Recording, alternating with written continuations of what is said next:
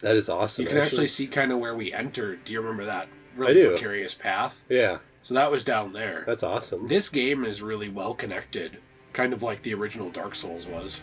Yeah, it actually is. Well, look at this. The war against the giants, champions battle, trolls betray, fire vanquished, the era of the Erd Tree begins. That's cool. So the giants were kind of before the Erd Tree. Yeah. Interesting. So that's lore we wouldn't have seen otherwise. And there was a giant kind of just looking at the Erd Tree. Mm-hmm. That's cool. And we murdered him. Right. Well, so that's why I always like the fan theory, but it doesn't work. It would have worked if other characters had aged a bit, but I always really like the fan theory that the Ho-Oh he meets in the first one grants him eternal youth, so that he can always chase his dream of being a Pokemon master. Yeah. I think that fan theory makes the show way better. It fits. It definitely fits. But I don't think it works because, like, Misty's the same age, and she showed up again, and, like, May is the same age. Yeah. Yeah, it only worked for Ash, and that's it. So I think that maybe if you say, like, oh, well, it's him and all the friends he encounters, maybe, but then you'd think at some point they'd be like, why didn't his mom age? Right. Why didn't, you know what I mean? So I think it just kind of doesn't work. But it would have helped that element of the show. You get what I mean. Yeah, I get what you mean. And I think that because it doesn't, like, the show just doesn't make sense and frustrates me. I always thought that they should have... They won't do this. I always thought they should have made it a little more adult-oriented with Red being a protagonist, at least later on. Because Ash worked, but a big portion of the fan base is adult now. Or teenagers. Right, well, this is kind of what The Last Airbender did with Korra. They made the Legend of Korra show a little more adultish or teenager-ish. Not that Avatar was, like, kiddish, but it has more mature themes in it. And it's willing to talk about some more stuff, and it gets more into, like, the spiritual side. Yeah. Rivers of Blood. Okina Mask. Ooh. I want to read these real quick. So, Rivers of Blood would be a sword. Which, tell me if you see it, it should be pretty obvious. This is that red one. Yeah, I haven't seen it yet. There it is. That's really cool. No, that's not it. Oh. There it is. Weapon of Okina, swordsman from the land of reeds, a cursed weapon that has felled countless men. When Moog, the Lord of Blood, first felt Okina's sword and madness upon his flesh, he had a proposal to offer Okina the life of a demon whose thirst would never go unsated. Interesting. So let's see Okina's helmet, or mask, or whatever. Should stick out pretty well, too, here. There it is. A wooden mask that depicts an old man baring his teeth, or bearing, the source of this I don't know what that means, sobriquet of the great swordsman of the land of reeds raises dexterity as it lowers focus. The more he sharpened his mind, the more the absurdities of the world came into stark relief, and so Okina renounced it all and rose to a higher plane. There was only himself, his katana, and his mastery. Before long, Okina became a demon of a swordsman, so he became obsessed with battle. And that's all he cared about, I guess. What if this is like the ghost of the main character from Sekiro when he's much older? Oh. Interesting. Yeah. It was Japan all along? I mean, this place looks like Japan. Kinda does. Very similar. Can we talk to anyone And Japan here? was attacking us, so we have a couple, weapons we can use again. That's a good point. Is this... Let's round up our strength. Actually, no. Let's do Arcane. Is Arcane the one that... What's the one we would use for, like, the chaos stuff? Would not be Arcane. Arcane, I think, does Faith? Discovery. I thought it was Faith. Well, let's put up Faith in case we ever want to use anything with that. It ups other stats anyway. Besides, we're just kind of leveling up for the sake of it now. Yeah. Sacred we need tier. one of those. So, do we want to take that here? Yeah, so to answer your question, I guess for me, I'm not at all interested, but there's so many other shows I want to watch where the characters actually develop. Right. And Pokemon does not fit that description to me in all the time I've watched it Mm-hmm. since maybe season 9 or 10. Right. Season So, 9 with Battle Frontier. Yeah. Yeah, and that's kind of why I'm willing to also get through the Diamond and Pearl era. Because I did actually genuinely enjoy the Sinnoh region as a whole, and I like the characters, and I like the episodes. That's kind of why, for me, it's like, I'll watch 1 through 13. After that, I'm good. Right. Like, I don't need to watch anything else, unless these, whatever journeys, master journeys, and ultimate journeys. If that's, I'm going to do more research on that. If that's something that's cool, and a really interesting finale and stuff like that, I'm definitely willing to give those a chance. And you know what? More power to the people who are willing to watch the entire show. Yeah, I'm just not one of those people. Ash of War Trolls Roar. This is where someone gets online and says they had sex with your mom. Oh wait, Ashes of War are... Where are the Ashes of War? Oh, this is it. Trolls Roar. Trolls Roar. I'm not seeing it. Doesn't help I don't remember the name. Here it is. Trolls Roar. Look into the distance and let out an intense roar, generating a powerful shockwave that blows back surrounding foes. Follow up with a strong attack to slam the armament down. Interesting. I've never really needed to use the Ashes of War. No. Are we boring for that? I don't know. I mean, maybe? Although I think our playstyle has been fine without them. Do you want to see what the best Ash of War would be for this sword, actually, though?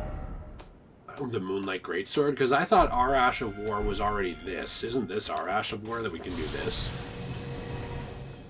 See, I don't even really know, like, what Ashes of War are. They're Like just something to, like, techniques. enchant your weapons, right? There are techniques you can do with your weapon. Okay.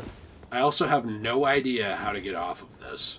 Let's see. Elden Ring best Ashes of War for the Moonlight Greatsword. Yes.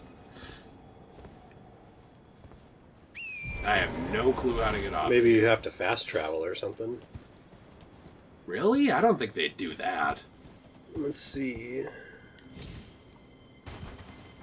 I made it. Torrent took some damage, but I don't care. You torrented? The Yeah. FBI got to it. Yeah. Um, BitTorrent. Let's see. Whoa. Some big birds here.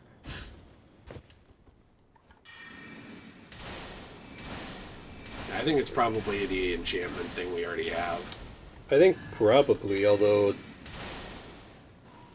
Uh-oh. everything I'm finding online doesn't have anything to do with Ashes of War for Maybe- this weapon. Maybe nobody used them. Maybe. I like the idea that it's this whole ass mechanic and everyone's like, nah. Everyone's like, yeah, whatever, I'm good. Nope, no chance, not using that. So, do you get what I mean though? That like a show like Pokemon, it's kind of just a time sink It is. where it's like 300 seasons. You don't feel like anyone's developing because for me, at least with things like One Piece. Now I'm not a big One Piece guy, but I'm just using it as an example. Or Dragon Ball, or Bleach, or Naruto. The character learns lessons and develops. Now, you can critique how long it is. And look, I've gotten that critique from a lot of women myself. And I understand. For some people, it's just too much. Right, I get that. But I don't, but I Right. understand that some people do. you'd understand that I got that criticism. I definitely understand that, I Right. do. And if you don't, I could show you I why. love... Dude, this game just gave us free feet for free. Free feet for free, huh? Free feet for free. Nice. I want to emphasize the word free. Nice. Anyways, yeah, back to your point. Well, my point was just, I don't feel like Ash learns lessons. Also, speaking of not learning lessons, apparently Homeland Security didn't stop a plane from flying 2 feet above the ground, and I'm worried for any towers in the vicinity of us right now. Especially since we're near the Twin Cities at all times, so a little concerning.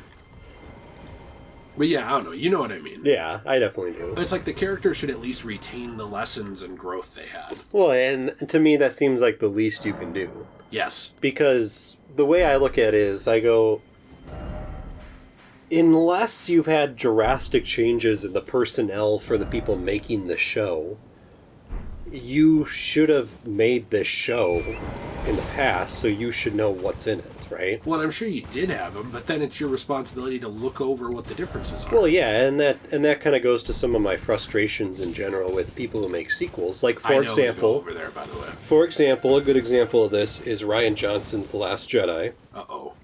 I'm not going to really get into that, but I'm just saying when you're making a sequel to something like The Force Awakens, I feel like it's your job to really watch The Force Awakens and try and build on the movie. Right. I kind of felt like Rian Johnson maybe like skimmed The Force Awakens. And was kind of like, well, here's some ideas I had. Let's go this other direction. And I kind of feel like with something like Pokemon, it kind of seems like they did a lot of good work with Indigo League, all the way up to maybe, the end of Battle Frontier. And then after that, they kind of were like, let's just, make new episodes. Right. Well, yeah, because even in Diamond and Pearl, Ash is fighting Paul. Yeah. And he acts like a child in certain places where it doesn't make sense. Right. There's other things he does that I commend him for. Mm-hmm. So, for example, Paul throws out his Chimchar, which I don't know if people who don't watch Pokemon might not give two shits about this, but, basically, you know what Pokemon is. It's training these animals and stuff. Chimchar was a fire monkey, and basically Paul got rid of him. And Ash said, well, fine, if you don't want him, he can join my team. Yeah. And he ended up training Chimchar, and he became super strong. Yeah. And that was he evolved him into Infernape. Yeah, and that was kind of a lesson for Paul that I thought was cool, was, hey, look, you failed the Pokemon. The Pokemon didn't fail you. Right. You were not a good trainer to this thing. You were just a dick. Mm-hmm. And you kind of find out more over the show that Paul, actually abuses his Pokemon. He's actually kind of an animal abuser. Mm-hmm. And the reason for it is because of what happened to his brother. That his brother was actually just like Ash. This super... treat every Pokemon with respect. They're basically people, blah, blah, blah, blah, blah. And then he ended up, kind of losing, and in a way... almost, I don't know how to explain it. I wouldn't say exiting Paul's life, but he wasn't really the same. Yeah. And Paul didn't understand how his brother got emasculated when he was a good trainer. Mm-hmm. And so then he goes this other route of well, I'm going to be a bastard. And that'll work. And it does sometimes. Paul does brute force certain things. He beats gyms. Yeah. He beats gym leaders. And even the gym leaders try and tell him, hey, you shouldn't be such an ass. And he's like, well, I fucking beat you. Shut up. Mm-hmm. He doesn't want to learn. And Ash is kind of the opposite, where, as dumb as Ash can be, he wants to learn. And I love that about him. You know what? Talking about that, it still makes me... oh, my word. Jeez. It still makes me like Diamond and Pearl for what it is. Yeah. But it frustrates me that as much as he likes to learn, there's lessons he didn't learn from previous seasons that he had learned... and then just doesn't stick out. Do you get what I'm saying? Yeah. He just doesn't he doesn't display that he learned those lessons in in that season of Diamond and Pearl. So that's, to me, frustrating. Right. Because he did learn those lessons, and now all of a sudden they're just... it's like he didn't. Yeah. Well, and I think it's more frustrating because that's one of the easiest things you can change. Oh, keep consistent? Yeah, I mean, you just watch the old seasons and kind of go, what did he do already? Let's not do the same. Let's build on the story here instead of being and that's kind of my beef with newer Pokemon. I guess starting with season, whatever I said, 14 on or whatever, is it kind of seems to me like Pokemon went from a show of... It was kind of a kid show, but it went from a show where Ash is, this kid wanting to be a trainer. He learns his lessons, he does all this stuff on the way. To then it just went to a show that's this is just for kids. Mm-hmm. So just put out whatever you want to put out and kids will like the show. And to me it seemed like the episodes, the design choices, stuff like that, it didn't really seem like they were really that well thought out. No. And like you said, the storylines kind of conflicted a lot of times and stuff like that. That's kind of my beef with Black and White, X and Y, Sun and Moon era. they weren't well thought out at all. There wasn't really anything memorable. It basically just went from a Pokemon show, like, that actually was kind of memorable and well thought out to just throw whatever you want on the TV because 6-year-olds are the only ones watching this. But it didn't have to be that way. The show could have very easily aged with the audience. It could have easily have done that. And they refused to do that. And when people criticized it, they basically acted like, well, it's for kids. Right, and that's... And by the way, that's George Lucas's, like, defense, too, that I always hated. I like George Lucas as a person. Yeah. Like, he seems like a nice guy. And I like him as a creator. Like, there's times he's done and said things where I'm like, okay. But mostly, for the most part, I'm like... This dude is why we have Star Wars, and Star Wars is awesome. And you respect that. We love Star Wars. I respect that, and you know what? I respect him. Is his creative process sometimes a little cringy and not understandable to me? Sure, but I'm also not George Lucas. Right. Like, I don't have $1 trillion. Like, clearly he's doing something well. And my point that I'm getting to, though, with that is I feel like he did have this defense sometimes with Star Wars when people would complain. And it'd be like, well, it's for kids. It's like, you're not a kid. No. You enjoy it. How come I can't have a critique of it? I'm not a kid either. Like, why are you the one who it's like, well, I'm making it. It's like, yeah, but you're not a child. And you're not... I'm not trying to be crass here, but, like, you're also not, like, invested in children in the sense of, like, oh, I'm making this for my daughter, or I'm doing this. I'm not trying to sound like he's a predator, but my point that I'm making is just, it's not like it was like, I'm making this specifically for my son. Well, and I think that criticism to me kind of bothers me because unless your show is specifically that is something like obviously for children, like Teletubbies, or like I don't know, Blue's Clues. Or maybe Sesame Street. Or Sesame Street, where something like that, it's like completely obvious this is a kid's show. Unless your show is something like that, I don't really think you have any right to, like, choose who watches the show. Oh, no. Oh, jeez. I don't know why I said oh, no like that. Oh, no. Okay, no, I completely agree. Like, why are you gatekeeping who can watch your show? Yeah. And I mean, like, you're not really gatekeeping it because, like, you know George Lucas wants the money of the adults. Sure, absolutely. He just doesn't want the criticism. Yeah, right. Well, and this actually goes on to something I saw today on TikTok. I was watching a video on TikTok of someone talking about the new, I'm sure when this comes out it won't be new at all, but the new Super Mario trailer. And there's a part in it where Mario's on, like, a cart, right? And someone was talking about the trailer, and they were talking about it, how they wanted to see more of map from, like, maybe Mario Kart, like the game.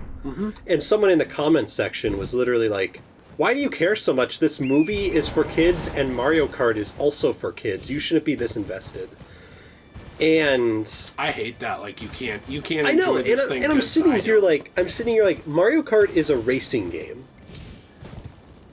Who says this is for children? Well, that's like it's a racing game. That's like I saw this person on Twitter, and they were trying to say. By the way, Twitter is just like the cancer of the internet. Anyway, it's basically internet's armpit. It is literally horrible. And I don't see that changing, no matter who the management is. But maybe it will. But anyway, with that, I saw someone being like, hey, you know, this is a list of characters that DC cares too much about, and so do fans. Right. And they were like, they care too much about Carrie Kelly's Robin. She doesn't matter, who cares? Or like, they care too much about Jarro, which is, I don't know if you know who he is. I don't know who that is. So he's you know Starro? The starfish? Yeah. So Jarro is a broken off piece of Starro. He's like his own tiny little starfish. Okay. Who starts out kind of evil, but he ends up being mentored by Batman, and he actually becomes a Robin. Does he join the Ninjago team?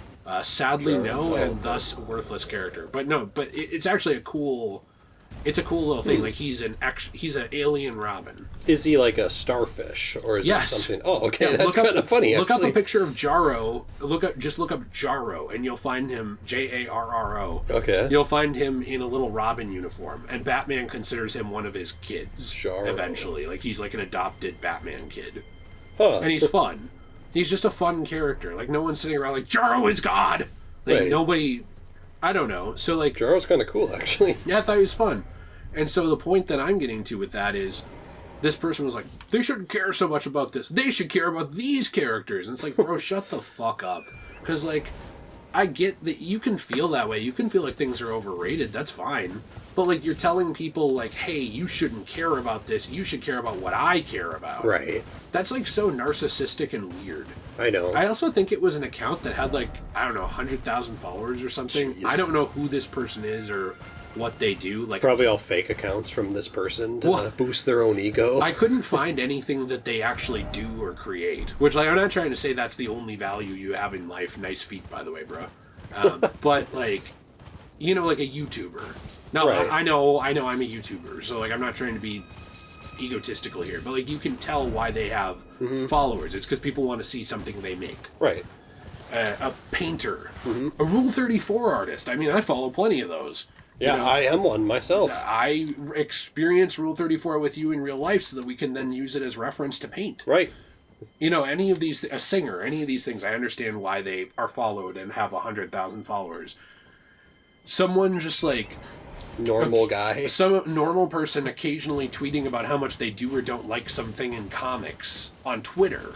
I don't really get that. Now, I'm not going to shame it. Like, if you follow that account or another account or whatever, cool.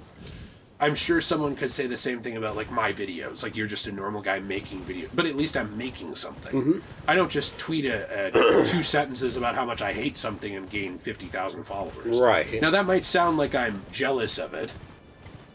Maybe. Right. I don't know. Like, that's not really where this point came from. But yes, I would love to have 150,000 followers on Twitter. It would really help my views. I'd love that, too. But the point I'm getting at is, like, I don't know who this person was, what qualifies their opinion as, like, better or worse than mine, because at least at the end of the day, when you and I have an opinion, I don't think it's like, fuck anyone who doesn't have this opinion, everything they like is overrated, they should suck my dick. Right. Like, it's not, you know what I mean? And that's the vibe I was getting from this person, is like, anyone, oh, cool. Anyone like who this guy. believes this other thing has a dumb take. Right. I've never liked people like that. I've actually actively always hated that. Well, it's kind of a bad opinion. Well, it's Like, just... that in itself is a bad opinion. It's just a bad way to behave. Yeah. Like, it's very... I don't know, self-centered. Would that be the word? It is, yeah, it is very self-centered. It also makes yourself out to be the master on this topic, which I don't understand. I don't even feel that way about comic writers. No. Like, if Frank Miller tomorrow... I know he's a bad example because, like, people don't like him anymore. I do. But let's say Scott Snyder, people still like him. If Scott Snyder tomorrow said, like, Jay, you fundamentally don't understand Batman, you can't have that opinion. I'd say, yes, Scott Snyder, you wrote Batman, but that's a douchey way to think. Right. Like, that's just a selfish, weird, self-centered way to think. Scott Snyder would never say that, by the way. That's why I picked him. He's a nice guy. Mm-hmm. But, like, you know what I mean? Or, like, if you... Or, like, what about your wife? Like, if you had an opinion about, like, her field, and, like, you just said, like, oh... That's too bad. It seems like it would be more convenient for you and them if they ran it this way. And she's like, "You're not there. You don't know." Right. It's like, kinda well, like, okay. And now transform that times 5. It's someone who's not even in that field either. Right. Right. It's just some guy.